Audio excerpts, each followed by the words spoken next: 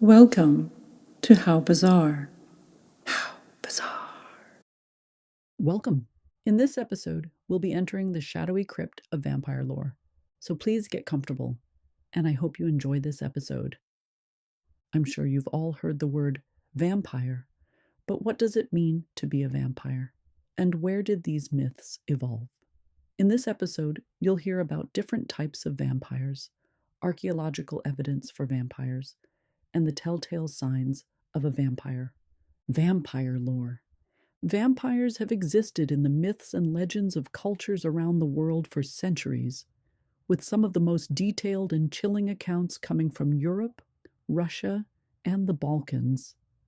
The concept of vampires as undead beings that return from the grave to drink the blood of the living has deep historical and cultural roots, influenced by disease outbreaks, premature burials, and religious beliefs. Mesopotamian vampire lore. The origins of vampire myths can be traced back to ancient civilizations, including Mesopotamia, where creatures such as the Lamashtu and Lilitu were feared for attacking infants and pregnant women. Lamashtu, a demoness, was believed to drain the blood of newborns and spread disease, making her one of the earliest prototypes of vampiric entities. Similarly, Lilitu, later associated with Lilith in Hebrew mythology, was said to prey on men and newborns, stealing their vitality. These figures influenced later myths in surrounding regions, linking vampirism to maternal death, illness, and demonic possession. The ancient Mesopotamians performed protective rituals, using amulets and invoking the gods to ward off these bloodthirsty entities. The Greeks and Romans also had their own versions of blood-drinking entities, such as the Empusai and Lamiae, female demons who seduced and drained their victims of life. These early myths set the foundation for the later development of the vampire archetype, which would become more defined in medieval Europe. Russian vampire lore. In Eastern and Central Europe, vampire legends flourished. The Slavic world was particularly rich in vampire lore, with terms such as strigoi, Romanian, upir, Russian, and Nosferatu, a Romanian term popularized by Western literature. The strigoi were believed to be troubled spirits that could rise from the grave and prey on the living. These creatures were thought to have red hair, glowing eyes, and the ability to shapeshift. The strigoi were often associated with witchcraft, and certain individuals, especially those born with unusual features such as a caul, were suspected of being future strigoi. To prevent their return, suspected strigoi were exhumed and subjected to rituals that included staking, decapitation, and burning. The upir, a term found in Russian and Ukrainian folklore, was an even more fearsome variant of the vampire. Unlike the traditional Western image of vampires as aristocratic and reclusive, the upir was often described as a grotesque, bloated figure with an insatiable thirst for blood. Some accounts describe the upir as attacking entire villages, leaving destruction in its wake. The Russian Orthodox Church played a key role in vampire beliefs, often linking vampirism to heresy and excommunication. Corpses suspected of being upir were buried face down or burned to prevent them from returning to the living world. Geographically, Russian vampire legends were most prevalent in areas such as Novgorod, Pskov, and the region surrounding the Dnieper River, where pagan traditions persisted longer alongside Christian beliefs. In Siberian folklore, variations of the upir existed as spirits that could possess or curse individuals, rather than solely drinking blood. Russian vampires differed from their Slavic counterparts in that they were often linked to sorcery and shape-shifting, resembling more of a witch or ghoul than the aristocratic figures popularized in Western fiction. Additionally, the Russian upir was sometimes described as attacking children and newborns, making it a particularly feared entity among rural communities. Unlike the more corporeal vampires of the Balkans, Russian vampire lore often emphasized the idea of spirits rather than fully resurrected corpses. German and Scandinavian vampire lore. In Germanic folklore, vampires were often linked to revenants, restless spirits that returned from the dead to terrorize the living. The Nachtseher, a vampire like entity, was believed to be a person who had died unnaturally or during an epidemic. Unlike traditional vampires that hunted at night, the Nachtseher was thought to remain in its grave, feeding on its own body or nearby corpses. However, its presence was dangerous, as it could psychically drain the life force of its relatives. To prevent a Nachtseher from rising, burial rituals included placing a coin or a stone in the corpse's mouth, or ensuring it was buried face down. In some parts of Germany, another type of vampire, the Blutsauger, was feared for its ability to return from the grave and attack its former loved ones. These creatures were thought to be created through improper burials or excommunication, linking vampirism to religious concerns. The fear of the undead was so prevalent in medieval Germany that numerous grave sites have been found with iron stakes driven through suspected vampires' chests. Scandinavian folklore has its own version of vampiric entities, particularly the Draugr, an undead being that could leave its grave to attack and kill the living. Unlike the more ghostly or incorporeal vampires of other traditions, the Draugr was often depicted as a physically strong and terrifying reanimated corpse, with the ability to shapeshift, control the weather, and even enter the dreams of the living. These beings were believed to guard their burial mounds, preventing grave robbers from stealing their possessions. Some legends suggest that Draugr would infect others with their curse, similar to how vampires spread their condition. To prevent the return of a Draugr, bodies were buried with iron, and sometimes elaborate exorcism rites were performed to ensure the dead remained at rest. How is Germanic vampire lore different from other traditions? The vampire myths of Germanic and Scandinavian regions share certain elements with Slavic, Russian, and Mesopotamian lore, but they also exhibit key differences.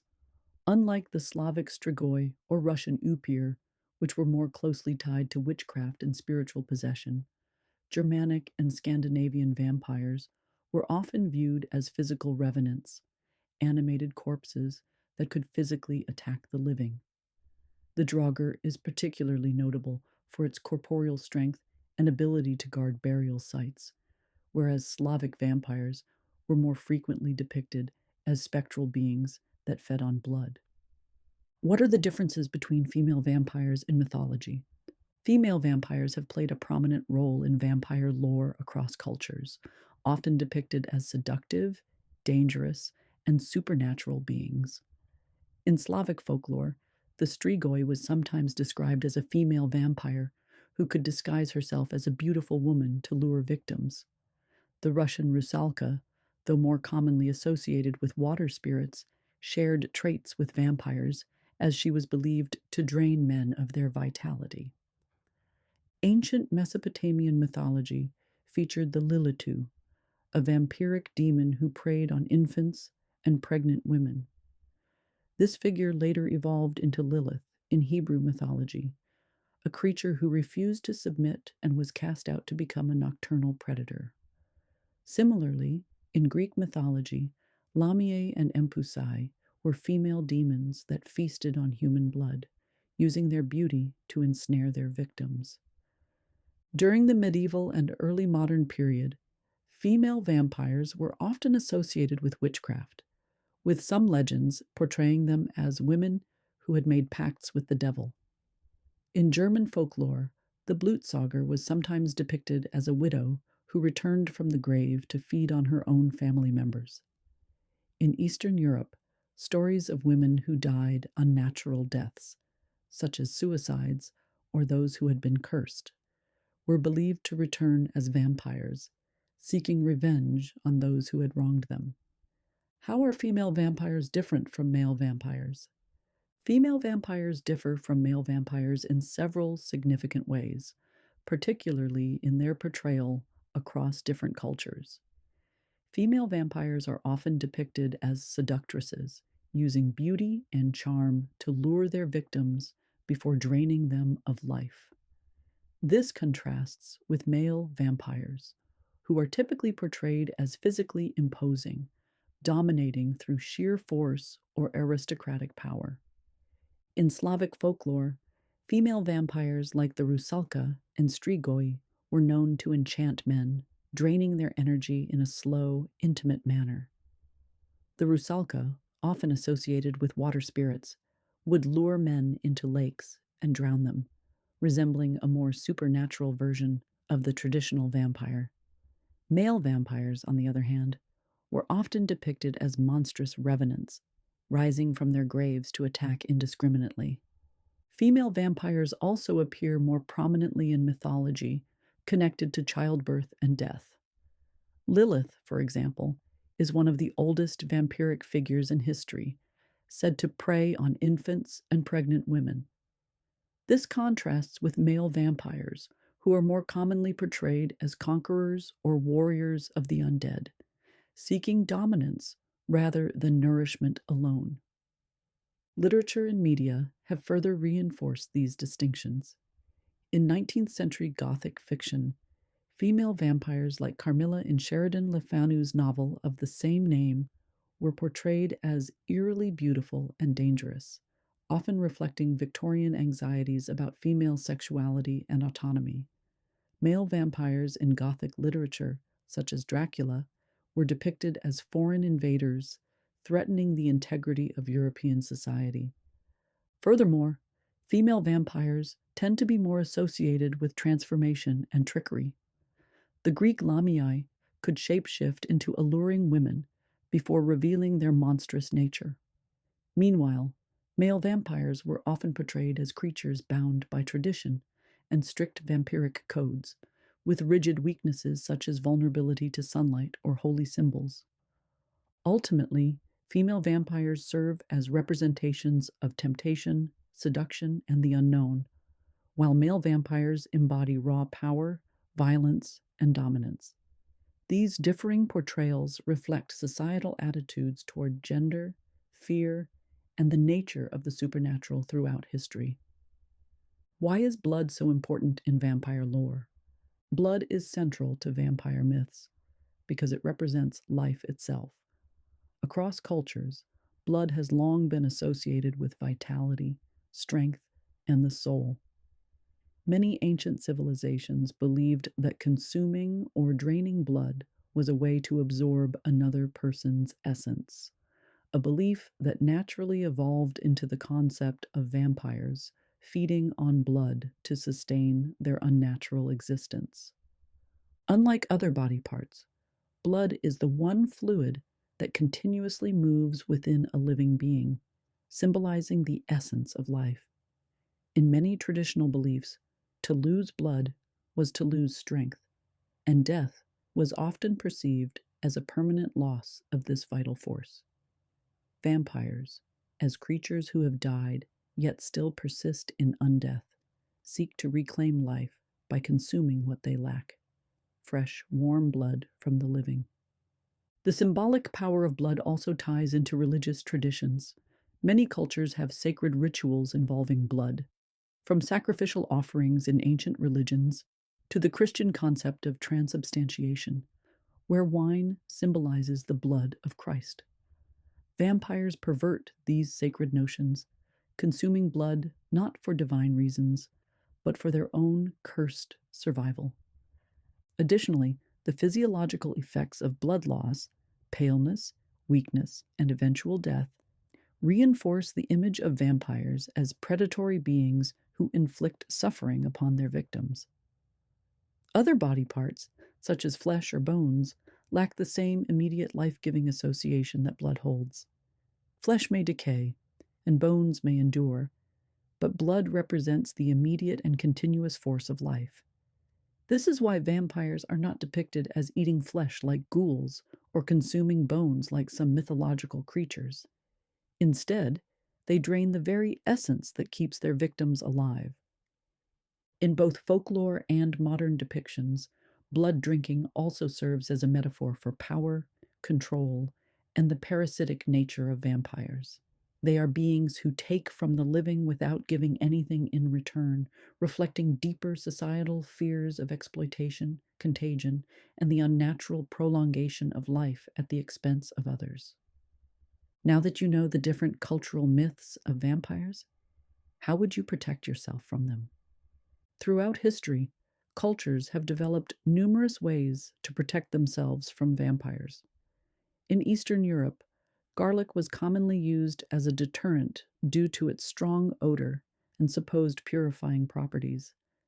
People would hang garlic around their homes, wear it as an amulet, or even rub it on doors and windows to keep vampires at bay. Holy symbols such as crucifixes and holy water were also believed to ward off vampires, especially in Christian influenced regions where the vampire was considered a demonic being. In Russia and the Balkans, suspected vampires were often prevented from rising by burying them face down, staking them through the heart, or decapitating them before burial. Some traditions required placing coins in the mouth of the deceased to ensure they would not return, while others employed iron stakes, believed to disrupt the supernatural forces animating the undead. German and Scandinavian folklore suggested that iron was a powerful tool against vampires and the undead.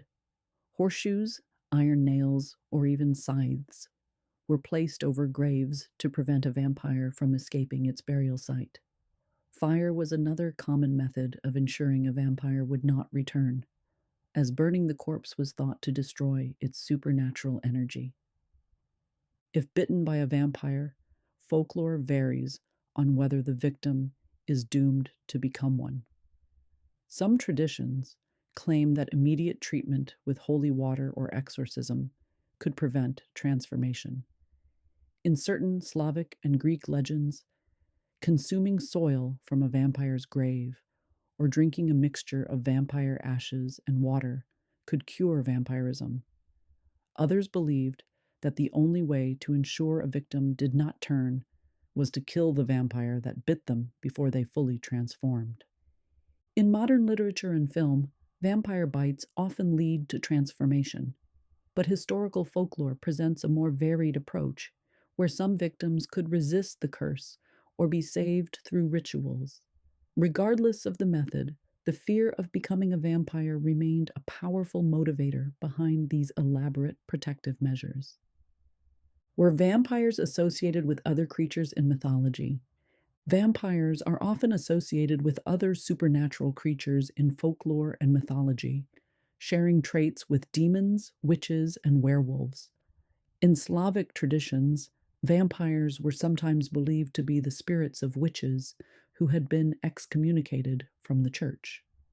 These undead beings were thought to have the ability to shapeshift into animals such as wolves or owls, further blurring the line between vampire and werewolf myths. In Greek mythology, the Empusai were vampiric demons associated with the underworld, often linked to Hecate, the goddess of magic and witchcraft. Similarly, in Roman mythology, the Strigae were night-flying creatures that fed on the blood of infants, sharing characteristics with both vampires and witches. In Germanic folklore, the Draugr was often described as having abilities similar to trolls or giants, making them formidable opponents. Some Scandinavian myths suggest that Draugr could summon storms or control the minds of the weak, much like witches in European folklore. In some interpretations, vampires also have ties to revenants, undead beings that return from the grave due to unfinished business or a cursed existence. This connection is especially strong in medieval European lore, where revenants and vampires were often indistinguishable. Vampires have also been linked to fey creatures in Celtic folklore, particularly in Scotland and Ireland, where stories of blood-drinking fey beings, such as the Leanan Sida, emerged.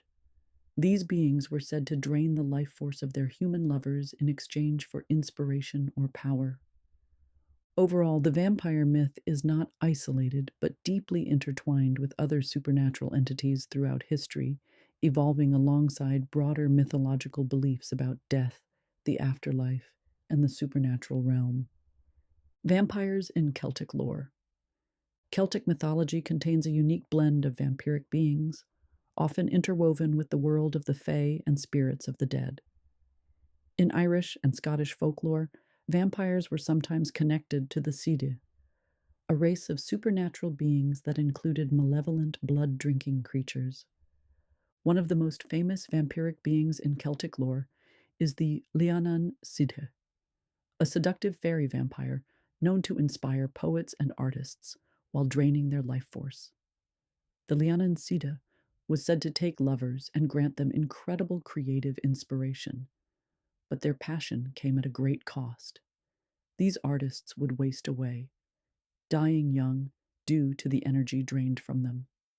Unlike traditional vampires, the Lianan Sidhe did not rely solely on blood, but instead thrived on human vitality and spirit.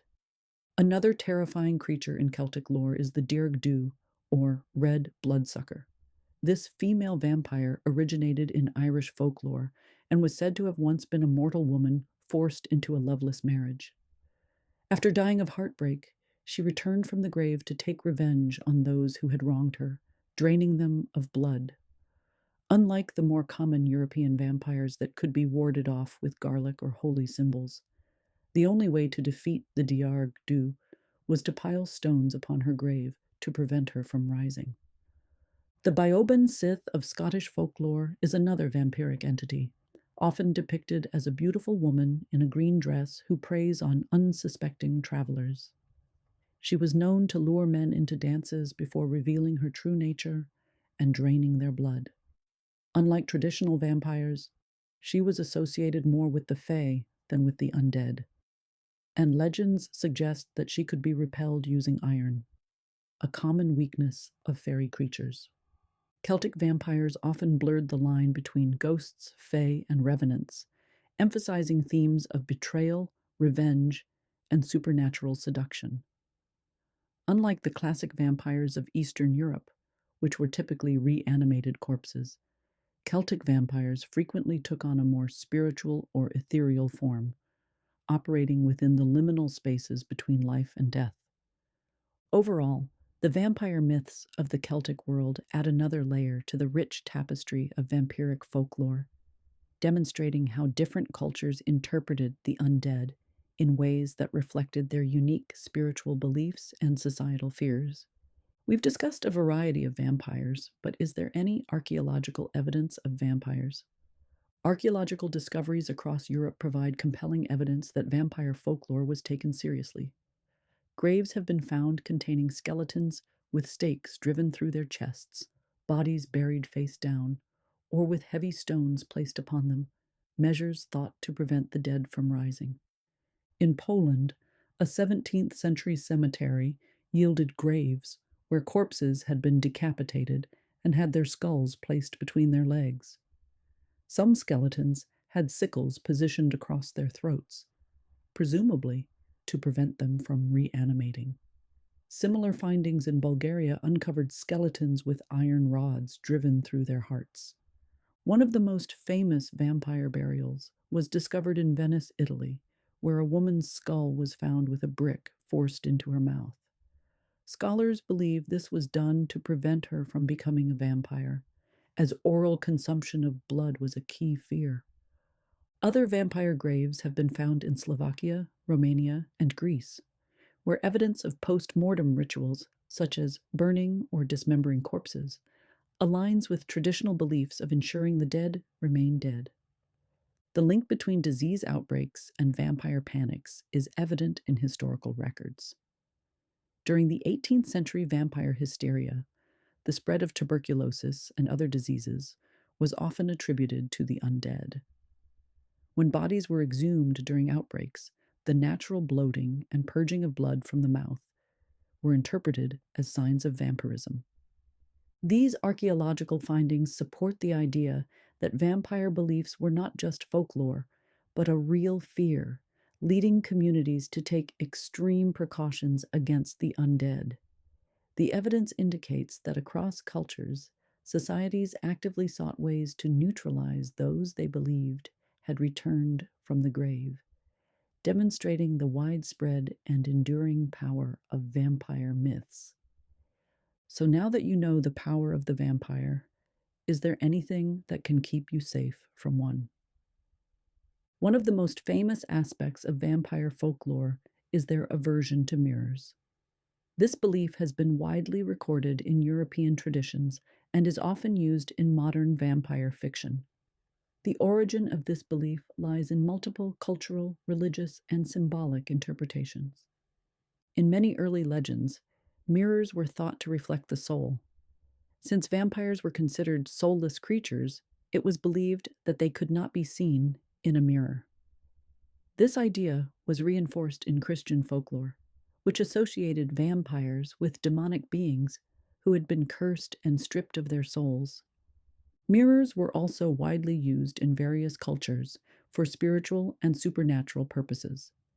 In some traditions, they were thought to serve as portals to other realms, revealing spirits or even trapping them.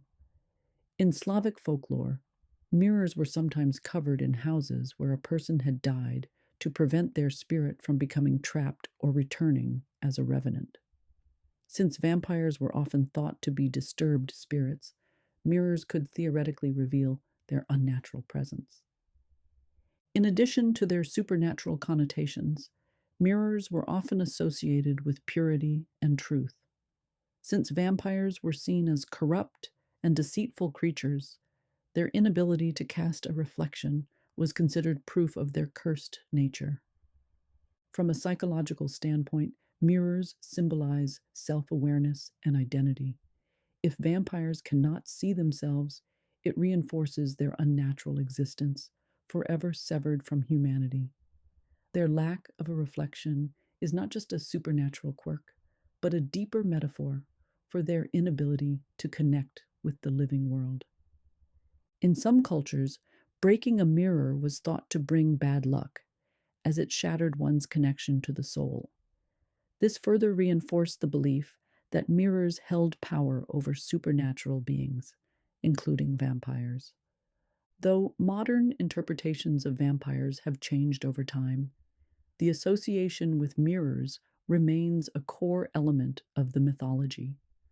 Whether rooted in folklore, religious beliefs, or symbolism, the idea that vampires cannot see their own reflection continues to captivate audiences and serve as a chilling reminder of their unnatural existence. Why do vampires fear the sun? The aversion of vampires to sunlight is a relatively modern concept, but has roots in ancient symbolism. Sunlight represents purity, divinity, and life, while vampires are creatures of the night, often associated with darkness, decay, and death. Many early vampire legends did not include a fear of sunlight, but over time, the idea developed into a crucial aspect of vampire mythology. In Christian traditions, light is often linked to God, righteousness, and truth. Since vampires are considered cursed beings, their exposure to sunlight symbolizes their inability to exist in a world governed by divine forces. In medieval folklore, sunlight was seen as a way to purify or destroy supernatural creatures, aligning with the belief that vampires, as unholy beings, could not survive under its rays. Additionally, many cultures historically feared the night due to its associations with danger, the unknown, and supernatural forces. Vampires embody these fears, and their weakness to sunlight reinforces the idea that they are creatures meant to lurk in the shadows, unable to coexist with the natural cycle of life and death. Why do vampires fear crosses? The fear of crosses in vampire lore stems largely from Christian traditions, where the cross represents divine power and salvation. Vampires, often considered unholy or cursed beings, are repelled by the cross as it embodies everything they cannot endure: faith, redemption, and the presence of God. The association between vampires and the cross became widely popular in Western literature and folklore, particularly in the 18th and 19th centuries, when vampire hysteria swept across Europe. The use of religious symbols in vampire myths reflects the influence of the Catholic and Orthodox churches, which saw vampirism as a form of heresy or demonic possession. In some cultures, placing a cross on a grave was thought to prevent the deceased from rising as a vampire.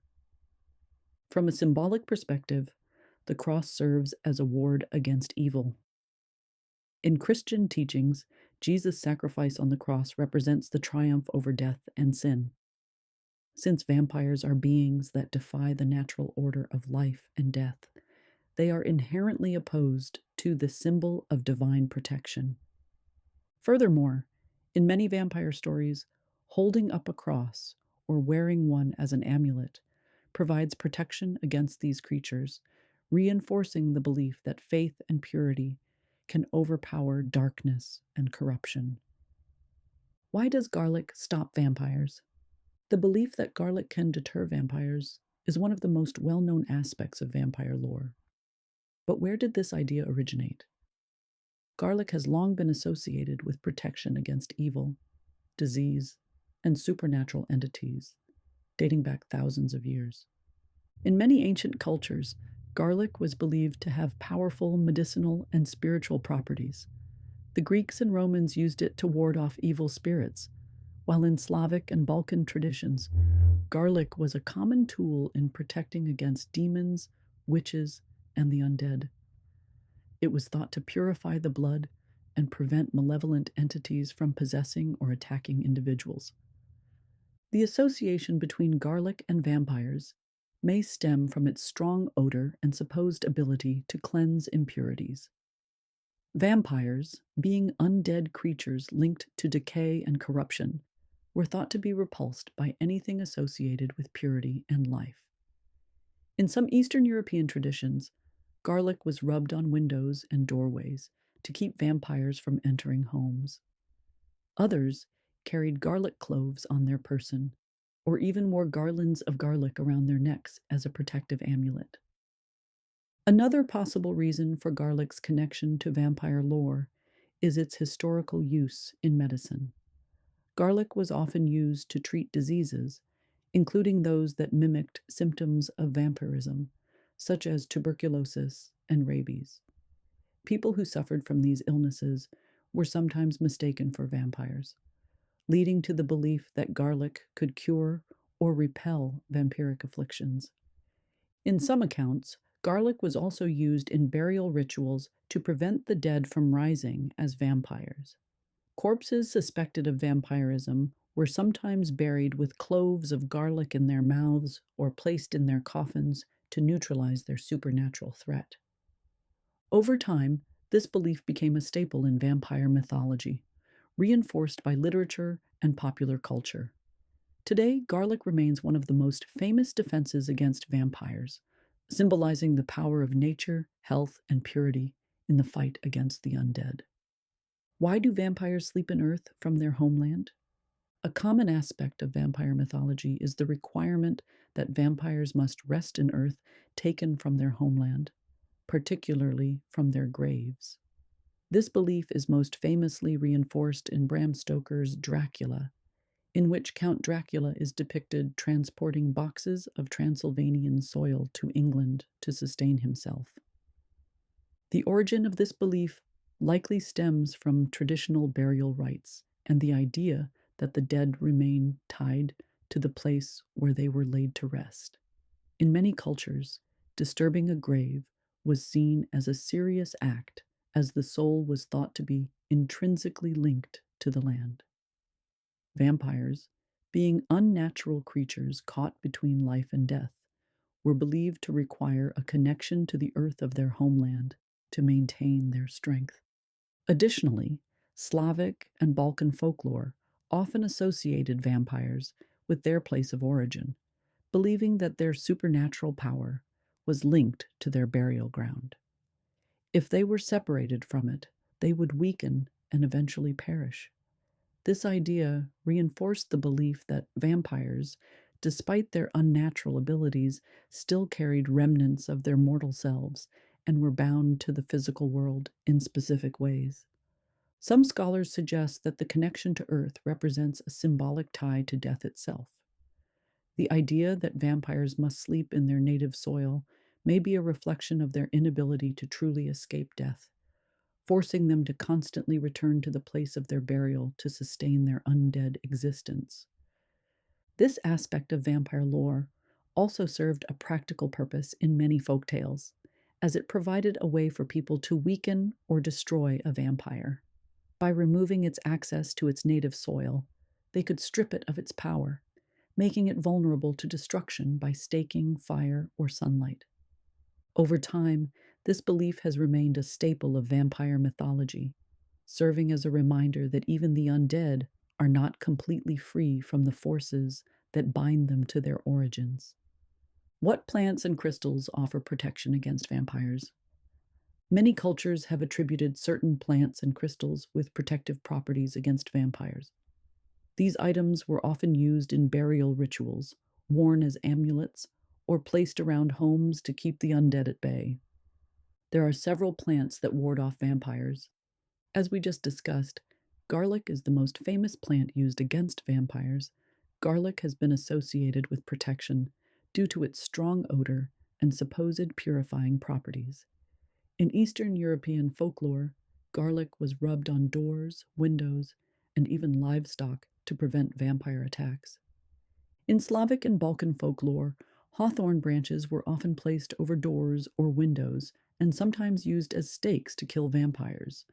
It was believed that the wood carried sacred properties that repelled the undead. Wolfsbane was thought to ward off both werewolves and vampires. In some legends, drinking a potion made from wolfsbane would make one immune to vampiric influence. Used in many purification rituals, rosemary was believed to drive away evil spirits, including vampires. It was often burned as incense or placed under pillows for protection. Some traditions claimed that scattering wild rose petals across a vampire's grave would prevent it from rising, as the creature would be compelled to count each petal before it could leave its tomb. In addition to plants, there are crystals that repel vampires. Although more commonly associated with werewolves, silver was also believed to repel vampires, especially in Christian traditions. Silver amulets and crucifixes were often worn as protection. Believed to have protective and purifying properties, amethyst was thought to repel negative energies, including those of vampires. Used in many cultures to ward off dark forces, obsidian was carried as a talisman against evil spirits and vampires. Often associated with light and purity, clear quartz was believed to amplify protective energies and act as a barrier against supernatural threats. A powerful stone in many protective rituals, jet was used to keep the wearer safe from dark magic and vampiric influence. Throughout history, these plants and crystals have been used in various folk traditions to protect against vampires, reinforcing the deep connection between nature and supernatural beliefs. We've covered a lot of vampire lore. Now you know how to protect yourself, but how do you spot them in the first place? Do you know how to identify a vampire? Throughout history, vampires have been depicted as deceptive creatures that can blend into human society. Recognizing a vampire attempting to disguise itself requires an understanding of traditional folklore and common traits associated with the undead. Unusual physical characteristics. In folklore, vampires were often identified by their pale skin, elongated teeth, and glowing or hypnotic eyes. Some legends claimed that vampires had slightly pointed ears or elongated fingers, which gave them away. Aversion to religious symbols. A vampire disguised as a human might avoid places of worship or visibly recoil at the sight of crosses, holy water, or religious artifacts. Some legends suggest that vampires cannot step onto consecrated ground. Lack of a reflection. Many cultures believed that vampires, being soulless creatures, could not cast reflections in mirrors. A person who avoids mirrors or is never seen in one might be hiding a dark secret. Strange sleep patterns. Vampires are nocturnal by nature. A person who never seems to be active during the day, avoids sunlight, or is only seen at night might be suspected of vampirism. Avoidance of garlic. Garlic has long been associated with repelling vampires. If someone refuses to be near garlic or reacts strangely to its presence, it might be a telltale sign. Unnatural strength and agility. Some vampire legends describe them as having superhuman strength, moving with an unnatural speed, or being able to scale walls effortlessly. If a person exhibits extraordinary physical abilities, they may not be entirely human. Cold skin. Since vampires are undead, their bodies are often described as cold to the touch. Shaking hands with someone whose skin is unnaturally cold might raise suspicion. Strange eating habits. In some folklore, vampires avoid regular food and drinks, or pretend to consume them, but never actually eat. A person who never eats in public or avoids meals altogether might be hiding their true nature. Allergic reactions to sunlight. While some vampire legends depict them as simply weaker in sunlight, others claim that exposure to direct sunlight can burn or kill them. A person who is never seen outdoors during the day or always covers their skin completely might be avoiding the sun for a sinister reason. By carefully observing these signs, one can discern whether a vampire is lurking in disguise, hiding among humans while preying on the unsuspecting. The enduring terror of vampires. Vampires have remained terrifying across cultures due to their embodiment of deep-rooted human fears, death, disease, and the corruption of the soul. The idea of a once beloved individual returning from the grave with an insatiable hunger for the living is deeply unsettling. Unlike other monsters that exist in distant realms, vampires strike closer to home, preying on family members, neighbors, and entire communities. Their ability to blend into society, often passing as human, makes them even more horrifying. And that's it for this episode. Thanks for staying with me until the end. Thank you for listening to this episode. I hope you enjoyed it. If you liked this episode, then stay tuned because I've got a lot more upcoming episodes on topics, including cryptozoology, folklore, ethnobotany, paranormal phenomena, and much more. If those topics sound interesting to you, then please consider subscribing. Until next time, my friends.